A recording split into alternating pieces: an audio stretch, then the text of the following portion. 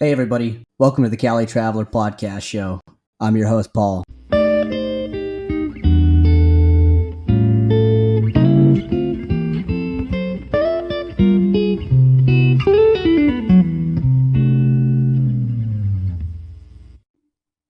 Once again, welcome to the Calitraveler podcast show. I'm your host, Paul. Today I've got a very special guest on my show. Welcome, Hollywood-based Russian comedian Leo Urevich. The chef comic, aka Ace Ventura, comedy detective. Welcome, Leo. I like that. Thank you. Thanks for having me. Welcome. It's great to have you here. It's been a long time since I last heard from you. How have you been? I've been doing well. I've been mostly, at home taking care of my parents. But yeah, I've been doing good. This pandemic has been kind of nice in a way. Is that it's one of those things where it's uncertain. So I don't know. I've always wanted some stuff I've always wanted to get a drone. I've always wanted to get a movie projector. I always wanted to have an old movie theater kind of thing. And I always thought that's not the right time. Not the right time. I'll do it later. And now just pandemic kind of going on. Movie theaters are closed, and I'm like, you know what? I think now is the perfect time to do it. The pandemic has been terrible for everybody. Obviously, my parents have to close down their bookstore. They're still selling their books online. If you go to eBay, you probably just type in ebay.com/USR, user USR Kovcheg LA. If you're looking for Russian books, you can find them. They just went straightly, to eBay. But yeah, so unfortunately, they had to close down. But honestly, it wasn't to the pandemic. It was just because the landlord was like, no, we want to tear down 2 blocks and build skyscrapers. So anybody who's not from LA, LA is becoming a crop show. Just like San Francisco. Yeah, so there's no, I love LA. I love Hollywood. I'm not a native, but I've been there for like 17 years, so I guess I'm a native. When you were saying that you've been there for 17 years, where are you from? I'm originally from Russia. Ooh, what city in Russia? I think I know exactly where you're from, but I'm going to let you tell the audience. Yeah, so if anybody who has seen that movie, Anastasia, I'm from that city where she got murdered, man. Yep, it's Ekaterinburg. Ekaterinburg is named because with the Queen, Ekaterina, and they call it Ekaterinburg. It is now renamed. So now it's no longer called Ekaterinburg. It's now renamed to Sverdlovsk, I believe. I'm a bad Russian, so I could be wrong. I've been there since, but I believe that's what they recalled it to. So the place I was born in doesn't even exist anymore. Don't you just love that? I actually had a friend in high school. He was, I believe he was from Moscow.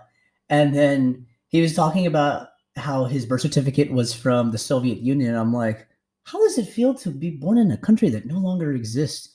And he didn't say anything, so they just laughed about it. Leo and I have known each other for over 5 years, I'd have to say.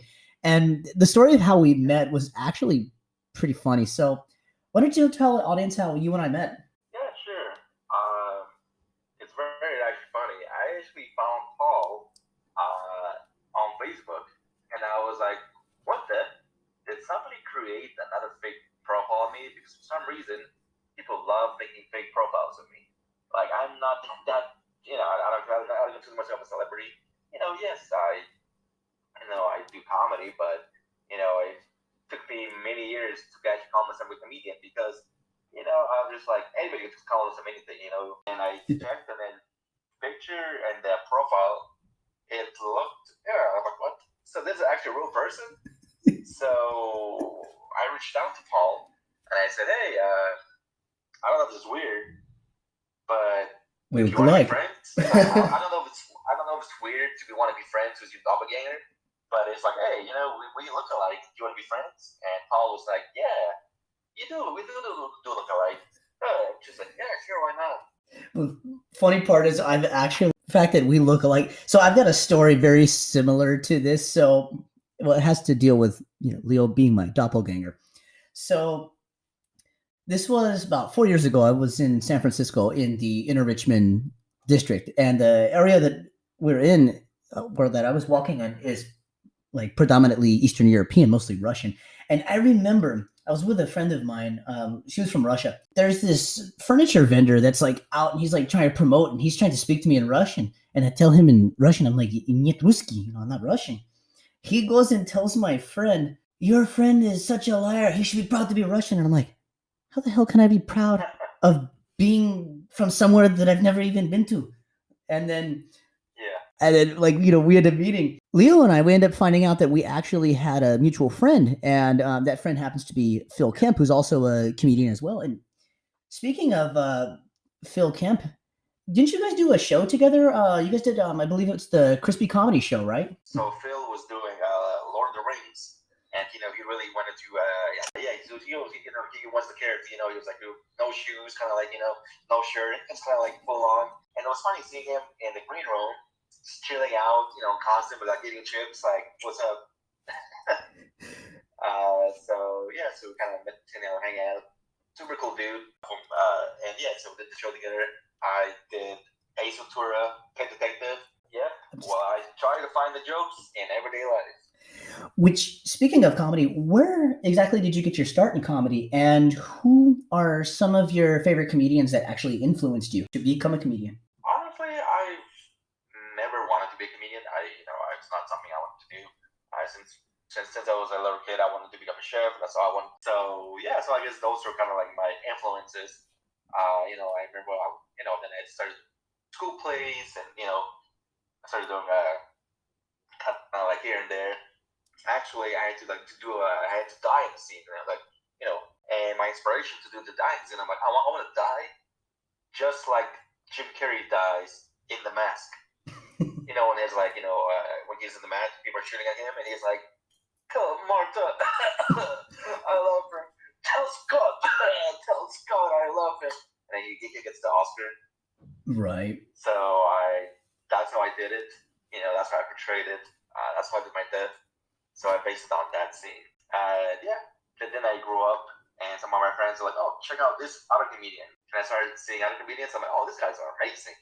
So I started really enjoying Joe Coy. I started really enjoying Russell Peters. Those guys are amazing. In my opinion, those guys are awesome. Then, funny enough, I know it's going to be very controversial. People hate him. But I really loved and admired Carlos Mencia. I grew up watching Mind of Mencia. I have all 4 seasons. I really like the dude. I know there's a lot of hate going on for him because he stole people's jokes. But I was like, I've never heard any of these jokes, so they're funny to me. I mean, sure, it's terrible that people say that he stole jokes, and it's terrible that people he stole jokes from.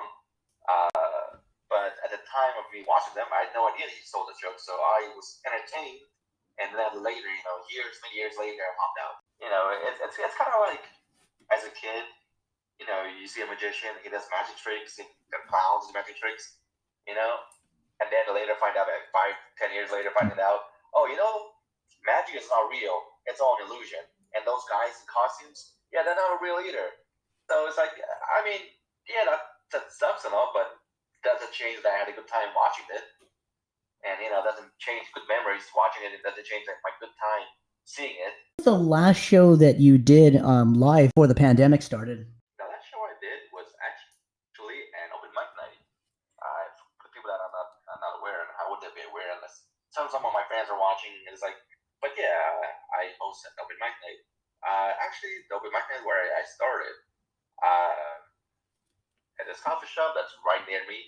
There's a coffee shop, and they've been doing this open mic night for 8 years now. And I would pass it by, I would see people performing, and I'm like, oh, okay, that's cool. And I would just keep walking, just doing my business, just grocery shopping. What do you do in everyday life, Right. And then I ran out to some of my high school buddies from high school. I mean, that's the term high school buddies means, I mean, I'd be weird if I said, hey, my high school buddies from college. That doesn't work, But yeah, so I ran to my high school buddies, and they're like, "Hey, you were hilarious in high school. We always gathered around to listen to your jokes. Why don't you do that again?" And I'm like, "Yeah, sure. Let's get together." Like, no, enough for us. We're going to this open mic night. Why don't you come by to this open mic night? Tell some of your jokes. And I'm like, I'm not a comedian. I don't have any jokes. I just point out stuff I find funny. Like, hey, this is ridiculous. And I point out what I think is ridiculous, maybe in a funny way. And he's like, hey, you should do that. We remember in high school, everybody loved your jokes. You would make, people would gather around all over, like, hey, Leo's telling jokes, come over. What? Leo's telling jokes? Oh, what? The people would get together, and I would tell jokes. And you would think at that time, I'd be like, oh, people like my jokes. Maybe I should do comedy. No, it didn't faze me. I was perfectly content with being the funny guy in the office, funny guy in the kitchen, the funny guy, So I had no intention, even though there was a comedy club like 2 blocks from my high school, or maybe a block from my high school, and I could have just went practice my craft. But like I said, I never thought about doing stand-up comedy. Well, and the fact that you did it at open mic night is amazing. Yeah, and then my friend just like, come by to this open mic night and do some of your wacky jokes. I'm like, sure.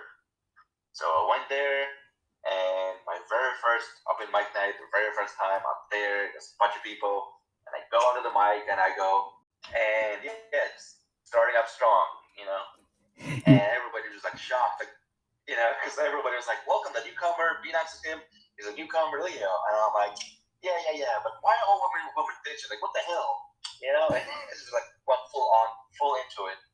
And yeah, some of my high school friends are like, yeah, get him. And some of my people were just shocked. And yeah, so that was start strong, I guess. So in other words, you did the George Carlin approach. Kind of, yeah. Just kind of like, screw it. Screw being PG, screw being PC. I just, this is how I feel. People like it, cool. Don't like it, all right, well, don't come to the show, step outside, But yeah, I'm not going to your job and be like, hey, you don't like me, so I'm going to tell my jokes in your face. No, jokes is objective. There's Christian jokes, go to a Christian-oriented show. If you like dirty jokes, go to a dirty joke-oriented show. If you like a variety, go to a variety show. Don't go to a comedy club and then be like, I'm offended. I can't believe people were telling jokes. Yeah. Then don't go to strip clubs. It's that simple. It's like, I can't believe McDonald's is selling Big Mac and fries. That's unhealthy. And I'm like, okay, well, why are you here then? Go to I don't know, some kind of startup place, smoothie shop.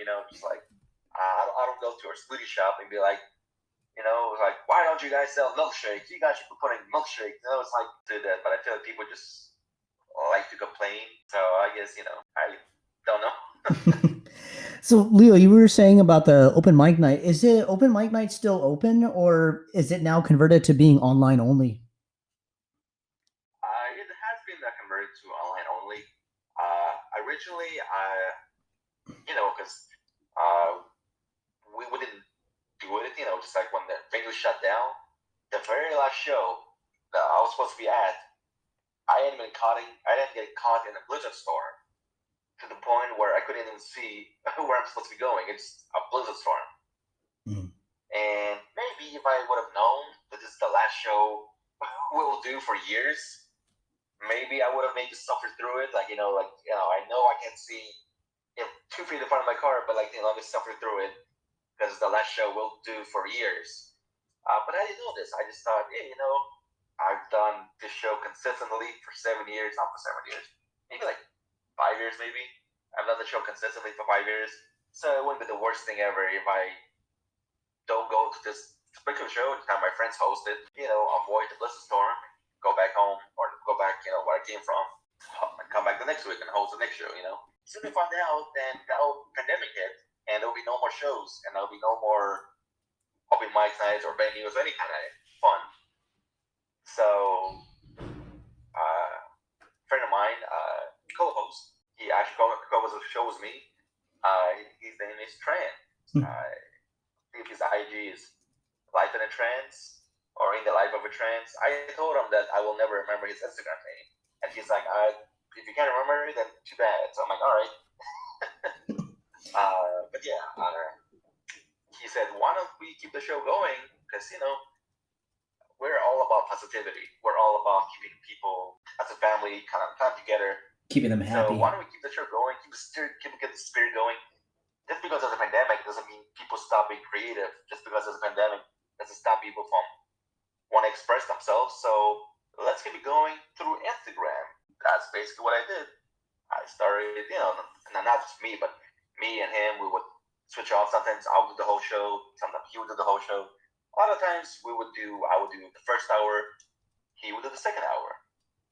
And the way that would work is on Wednesdays, people would direct message our Instagram page, which is FOS_Thursdays. So yes, FOS_Thursdays. If you would direct message the page like Wednesday, like after 3 p.m., like, can I be on the open mic night tomorrow? And I'm like, yeah, sure. What spot would you like? Could I go up first? Can I open up the show? Yeah, of course you can. Great. What kind of talent do you have? Oh, I'm a singer from Singapore. Awesome. So because it's online, I don't want to restrict people. No, it can only be comedy. It can only be poetry. It can only be rap. No, it's gonna be everything. Welcome. Yeah, anywhere from across the world. If you're I don't know, a saxophone player from Japan, come on by. If you're a piano player from Mexico, come on by. Everybody's welcome. And if you just want to watch, also, the more the merrier. But then, for some reason, Instagram decides to say, you know what? We don't think you're legit. And I'm like, oh, what? Yeah, we don't think you're legit. And without any kind of warning, we're just going to shut you down. Just nice and easy, nice and quiet. Just shut you down. No warning. They're just like, hey, you know what? That Instagram page you're having that are lifting people's spirits, letting people be creative, having freedom of speech. So we're going to shut it down. Do I have any say in it? No, you don't. We're just going to shut it down, all right? No, too bad. We're already shut down. So without any kind of warning, without being able to warn our fans, without being able to warn our people who can buy new performers, without letting anybody know, we just shut the page down. It's bam. Tried to email them multiple times, and this is ridiculous. After sending a bunch of emails, appealing my case, proving that I'm on a fake profile, that we're not spam, pretty much. After I think a week, they just said, oh, you know what? I think we made a mistake. Go ahead, have your little page back. Yeah, our bad. Whatever. I'm like, whatever. That's it? Yeah, whatever. Our bad. Go on until we change our mind. I'm like, damn. All right. So yeah, so then we got our page back, and we decided to, instead of doing it through Instagram Live, we decided to do it over Zoom. So they do decide to, hey, you know what? We changed our mind. Yeah, well, we don't want to do freedom of speech on Instagram anymore. We can still hold the show on Zoom. So that's why from now on, we're going to have our shows still every Thursday at 8 p.m. That hasn't changed. It's still every Thursday for 8 years, consistently, 8 years, every single week. Thursday at 8 p.m. Pacific. People can come by from anywhere around the world and basically express themselves. Now, so yeah, I realized I'm probably doing a lot of talking, so maybe I should let you do some of the talking. It's your show. You're good. So I actually was going to ask, is there a title or a hashtag for the open mic night? That way the audience would actually be able to join in if they wanted to. Sure. We don't really have a hashtag. I guess either Freedom of Speech Thursdays or maybe hashtag FOS Thursdays, Freedom of Speech Thursdays. But as far as I know, we don't really have a hashtag, unless I'm wrong. But as far as I know, we don't really have a hashtag. It's basically just, either Freedom of Speech Thursdays or FOS Thursdays. Instagram is FOS_Thursdays. And we also have a Facebook page, which is also Freedom of Speech Thursdays. If you can't find that or you can't remember it, then you can just maybe look up me, the chef comic, and I have it in my bio. You can just click it, or you can just message me directly. Twitter, Instagram, whatever is easier. Message me. I'll be like, what's that open mic night you talk about? And I can, tell you all the details if you like. It's pretty simple. Everybody gets 5 minutes. So all town welcome. And if you ever need some kind of details, you can't find the open mic night page, you can always find me at the Chef Comic. Chef and a stand-up comedian, so Chef Comic. Well, thank you so much, Leo, for being on the Calitraveler podcast show and sharing your story with us and sharing about the open mic night. And I really hope that it'll be able to be a live show soon. But thank you so much for being on the show. Oh, absolutely. And I hope I didn't talk too much. I did. Podcast can be heard weekly on my YouTube channel, so subscribe to Calitraveler 93, as well as liking my Facebook page, Calitraveler 93, and the podcast will be available on Spotify and other platforms.